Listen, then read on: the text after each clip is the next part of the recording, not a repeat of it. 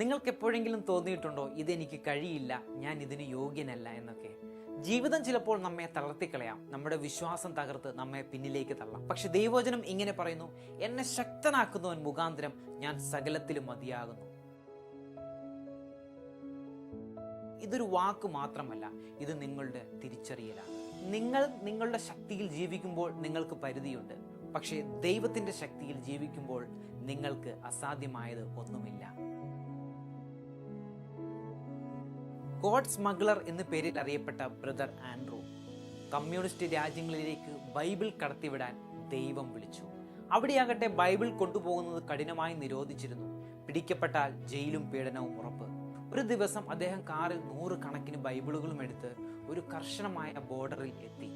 സൈനികർ ഓരോ കാറും പരിശോധിച്ചുകൊണ്ടിരിക്കുകയായിരുന്നു. അദ്ദേഹം പ്രാർത്ഥിച്ചു, ദൈവമേ, നീ കണ്ണില്ലാത്തവർക്ക് കാഴ്ച കൊടുത്തവനല്ലോ, ഇപ്പോൾ കാണുന്നവരെ കാഴ്ചയില്ലാത്തവരാക്കണമേ. അദ്ദേഹത്തിന്റെ കാർ എത്തിയപ്പോൾ ആരും പരിശോധിച്ചില്ല. അദ്ദേഹം സുരക്ഷിതമായി ആ ബോർഡർ കടന്നു. ഇന്ന് ലോകം അദ്ദേഹത്തെ വിളിക്കുന്നു the man who trusted God beyond fear. ഇന്ന് നിങ്ങൾക്ക് തോന്നുന്നുണ്ടോ എനിക്ക് കഴിയില്ല? ഓർക്കുക, നിങ്ങൾ ഒറ്റയ്ക്കല്ല. ദൈവത്തിന്റെ ശക്തി നിങ്ങളുടെ ഉള്ളിലുണ്ട്. നിങ്ങളുടെ പരിമിതികൾ നിങ്ങളുടെ അവസാനമല്ല. ഇന്ന് ധൈര്യത്തോടെ നമുക്ക് പറയാം, ദൈവത്തിന്റെ ശക്തിയിൽ എനിക്ക് എത്താം.